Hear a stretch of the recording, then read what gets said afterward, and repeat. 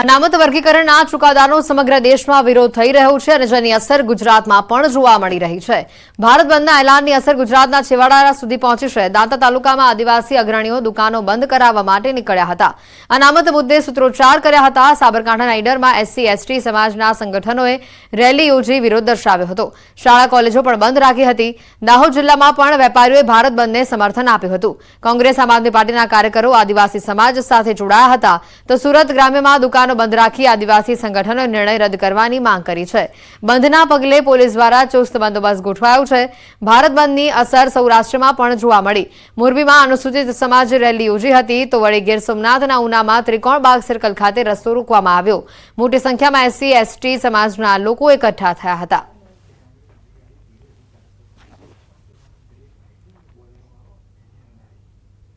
ચાંદીપુરા અને તેના જેવા વાયરસથી રાજ્યમાં 101 બાળકોના મોત થયા છે। વિધાનસભા ગૃહમાં આરોગ્ય મંત્રી ઋષિકેશ પટેલે આ માહિતી આપી। ચાંદીપુરા અને તેના જેવા વાયરસના કુલ 164 કેસ નોંધાયા। ચાંદીપુરા વાયરસથી રાજ્યમાં કુલ 28 બાળકોના મોત થયા છે।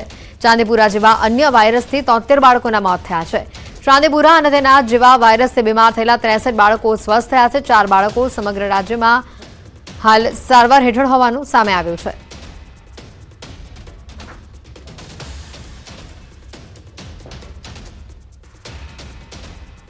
ખેડા જિલ્લામાં વરસાદી માહોલ જોવા મળી રહ્યો છે। નડિયાદ શહેરમાં અડધો ઇંચ વરસાદ થયો। શહેરમાં વરસાદી માહોલની વચ્ચે વાતાવરણમાં ઠંડક પ્રસરી છે। બફારાથી લોકોને આંશિક રાહત મળી છે। નડિયાદ શહેરમાં અડધો કલાકથી વધુ વરસાદ વરસી રહ્યો છે અને સમગ્ર શહેરમાં ઠંડક પ્રસરેલી જોવા મળી રહી છે। વિસ્તારમાં વરસાદ પડતા નીચાણવાળા વિસ્તારોમાં પાણી ભરાવાની પણ સમસ્યા સામે આવી હતી। નડિયાદમાં વરસાદી માહોલ જામ્યો છે। અડધો કલાક કરતાં પણ વધુ સમયથી હાલ આ વિસ્તારમાં વરસાદ વરસી રહ્યો છે અને આ વરસાદના પગલે નીચાણવાળા વિસ્તારોમાં પાણી ભરાયા હતા, જેના કારણે કેટલાક વિસ્તારોમાં ટ્રાફિક જામની પણ પરિસ્થિતિ ઊભી થઈ હતી।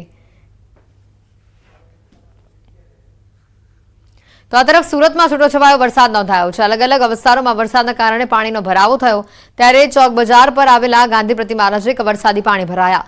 વરસાદી પાણી ભરાતા લોકો પરેશાન થયા। તો બીજી તરફ મેટ્રોની કામગીરીને લઈને લગાડવામાં આવેલા પતરાના શેડના કારણે પાણીનો ભરાવો થયો, જેથી લોકોને અવરજવર કરવામાં ભારે હાલાકી ભોગવવી પડી।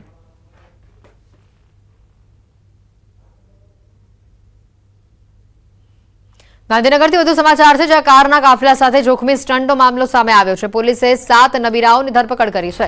પોલીસે 4થી વધુ કારને જપ્ત કરી છે। ગાડીના માલિક સામે હાલ ફરિયાદ નોંધાઈ છે। કારના કાફલા સાથે સ્ટંટનો આ વિડીયો વાયરલ થઈ રહ્યો છે। ઇન્ફોસિટી રોડ ઉપર પોતાની અલગ અલગ ગાડીઓ પૂર ઝડપે બેદરકારીથી અન્ય લોકોની જિંદગી જોખમાય તે રીતે ચલાવતા હોવાનો આ વિડીયો સામે આવ્યો હતો।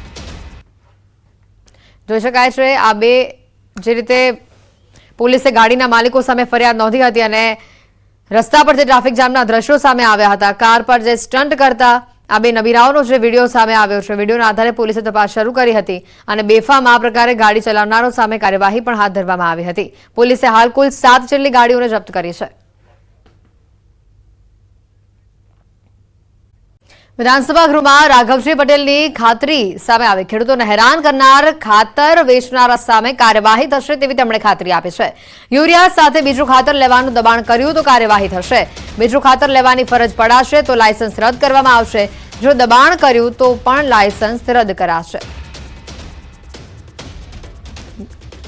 બીજું ખાતર લેવાની ફરજ પડાશે તો પણ હવે લાયસન્સ રદ થશે તેવી ખાતરી આપવામાં આવે છે। મહત્વના સમાચાર, વિધાનસભા ગૃહમાં રાઘવજી પટેલની આ ખાતરી સામે આવી। સુરતના સરથાણા વિસ્તારમાંથી નામાંકિત કંપનીના નામે ફેક્ટરીમાં ડુપ્લિકેટ માલના વેચાણ મામલે પોલીસે આરોપીને સાથે રાખી ગોડાઉન પર સર્ચ કર્યું। સર્ચ દરમિયાન પોલીસે કેટલીક ચોંકાવનારી વિગતો મળી। આરોપી નજીકમાં આવેલી ફેક્ટરીમાંથી રો મટીરીયલ લઈ નામાંકિત કંપનીના નામે ડુપ્લિકેટ પ્રોડક્ટનું વેચાણ કરતો હતો। ઓનલાઈન માધ્યમથી નામાંકિત કંપનીઓની પ્રોડક્ટનું વેચાણ કરતો હતો। આરોપીએ જાતે ડુપ્લિકેટ પ્રોડક્ટનું વેચાણ કરતો હોવાની કબૂલાત કરી। સરથાણા પોલીસે સમગ્ર મામલે વધુ તપાસ હાથ ધરી છે।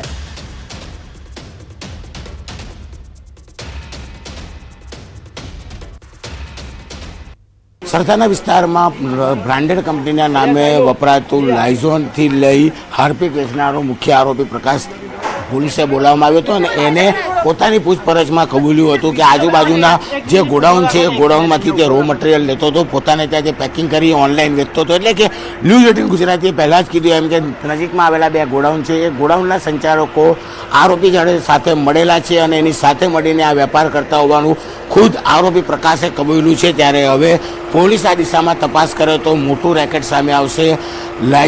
લાઇઝોન હોય કે હાર્પિક હોય, આવા કેમિકલ છે તે કેમિકલ બ્રાન્ડેડ કંપનીના નામે ડુપ્લિકેટ બનાવી તેને ઓનલાઈન આખા દેશમાં વેચાણ કરવામાં આવતું હતું. ત્યારે આરોપી પ્રકાશે કબૂલાત કરી છે કે કોર્નર પરના જે 2 ગોડાઉન છે, હું ફરી એક વખત ગોડાઉન બતાવવાનો પ્રયાસ કરીશ કે આ ગોડાઉન સંચાલક તેની સાથે સંડોવાયેલો છે અને અહીંયાથી રો મટીરિયલ લઈ અને તે ત્યાં બ્રાન્ડેડ કંપનીના નામે પેકિંગ કરીને વેચતો હોવાનું ખુદ આરોપી કબૂલે છે. આ ગોડાઉન છે કે જ્યાં સવારે જ ન્યૂઝ 18 ગુજરાતીની ટીમ તપાસ કરવા પહોંચી હતી ત્યારે સંચાલક દ્વારા માથાકૂટ થઈ હતી. સમગ્ર મામલો પોલીસ મથકે પહોંચ્યો હતો અને જ્યારે ફરી એકવાર પોલીસે તપાસ શરૂ કરી છે. આરોપીને જ્યારે બોલાવવામાં આવ્યો ત્યારે આરોપીએ ખુદ કબૂલ્યું છે કે આ વ્યક્તિ તેના સંપર્કમાં હતો, તેમની સાથે ધંધાકીય વ્યવહાર છે અને તેમની પાસેથી માલ લઈ પેકિંગ કરતો હતો. ગોડાઉન 1 અને ગોડાઉન સામે બ્લુ કલરનું દેખાય છે આ ગોડાઉન, આ બંને ગોડાઉનમાંથી આરોપી પ્રકાશ માલ લેતો હતો અને પોતાની ફેક્ટરીમાં કંપનીના નામે સ્ટીકર ચોંટાડી અને આખા દેશમાં ઓનલાઈન વેચતો હતો. એટલે કે ઓનલાઈન માં પણ બ્રાન્ડેડ કંપનીના નામે છેતરપિંડી કરી લોકોના સ્વાસ્થ્ય સાથે લોકોની સાથે છેડા કરતા આરોપીની ધરપકડ થઈ છે, પણ પૂછપરછમાં મોટા ઘટસ્ફોટ થાય તેવી શક્યતાઓ હાલ પોલીસે વ્યક્ત કરી છે. કેમેરામેન ભરત બ્રહ્મભટ્ટ સાથે કીર્તેશ પટેલ, ન્યૂઝ 18 ગુજરાતી, સુરત. અનામત વર્ગીકરણના ચુકાદાનો સમગ્ર દેશમાં વિરોધ થઈ રહ્યો છે અને જેની અસર ગુજરાતમાં પણ જોવા મળી રહી છે. ભારત બંધના એલાનની અસર ગુજરાતના છેવાડા સુધી પહોંચી છે. દાંતા તાલુકામાં આદિવાસી અગ્રણીઓ દુકાનો બંધ કરાવવા માટે નીકળ્યા હતા. અનામત મુદ્દે સૂત્રોચ્ચાર કર્યા હતા. સાબરકાંઠાના ઈડરમાં SC/ST સમાજના સંગઠનોએ રેલી યોજી વિરોધ દર્શાવ્યો હતો. શાળા કોલેજો પણ બંધ રાખી હતી. દાહોદ જિલ્લામાં પણ વેપારીઓએ ભારત બંધને સમર્થન આપ્યું હતું. કોંગ્રેસ, આમ આદમી પાર્ટીના કાર્યકરો આદિવાસી સમાજ સાથે જોડાયા હતા. તો સુરત ગ્રામ્યમાં દુકાનો બંધ રાખી આદિવાસી સંગઠનોએ નિર્ણય રદ કરવાની માંગ કરી છે. બંધના પગલે પોલીસ દ્વારા ચુસ્ત બંદોબસ્ત ગોઠવાયો છે. ભારત બંધની અસર સૌરાષ્ટ્રમાં પણ જોવા મળી. મોરબીમાં અનુસૂચિત સમાજ રેલી યોજી હતી તો વળી ગીર સોમનાથના ઉનામાં ત્રિકોણબાગ સર્કલ ખાતે રસ્તો રોકવામાં આવ્યો. મોટી સંખ્યામાં SC/ST સમાજના લોકો એકઠા થયા હતા.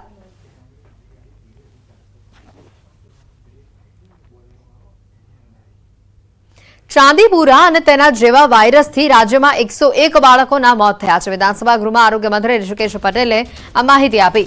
ચાંદીપુરા અને તેના જેવા વાયરસના કુલ 164 કેસ નોંધાયા. ચાંદીપુરા વાયરસથી રાજ્યમાં કુલ 28 બાળકોના મોત થયા છે. ચાંદીપુરા જેવા અન્ય વાયરસથી 73 બાળકોના મોત થયા છે. ચાંદીપુરા અને તેના જેવા વાયરસથી બીમાર થયેલા 63 બાળકો સ્વસ્થ થયા છે. 4 બાળકો સમગ્ર રાજ્યમાં હાલ સારવાર હેઠળ હોવાનું સામે આવ્યું છે.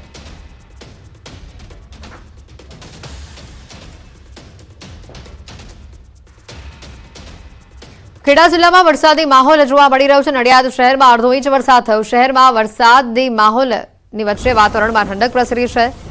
બફારાથી લોકોને આંશિક રાહત મળી છે. નડિયાદ શહેરમાં અડધો કલાકથી વધુ વરસાદ વરસી રહ્યો છે અને સમગ્ર શહેરમાં ઠંડક પ્રસરેલી જોવા મળી રહી છે. વિસ્તારમાં વરસાદ પડતા નીચાણવાળા વિસ્તારોમાં પાણી ભરાવાની પણ સમસ્યા સામે આવી હતી. નડિયાદમાં વરસાદી માહોલ જામ્યો છે. અડધો કલાક કરતાં પણ વધુ સમયથી હાલ આ વિસ્તારમાં વરસાદ વરસી રહ્યો છે અને આ વરસાદના પગલે નીચાણવાળા વિસ્તારોમાં પાણી ભરાયા હતા, જેના કારણે કેટલાક વિસ્તારોમાં ટ્રાફિક જામની પણ પરિસ્થિતિ ઊભી થઈ હતી. તો આ તરફ સુરતમાં છૂટોછવાયો વરસાદ નોંધાયો છે. અલગ અલગ વિસ્તારોમાં વરસાદના કારણે પાણીનો ભરાવો થયો.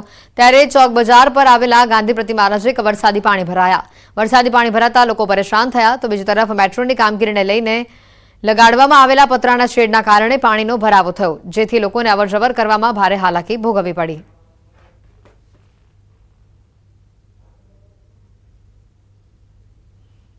ગાંધીનગરથી વધુ સમાચાર છે, જ્યાં કારના કાફલા સાથે જોખમી સ્ટન્ટનો મામલો સામે આવ્યો છે. પોલીસે 7 નબીરાઓની ધરપકડ કરી છે.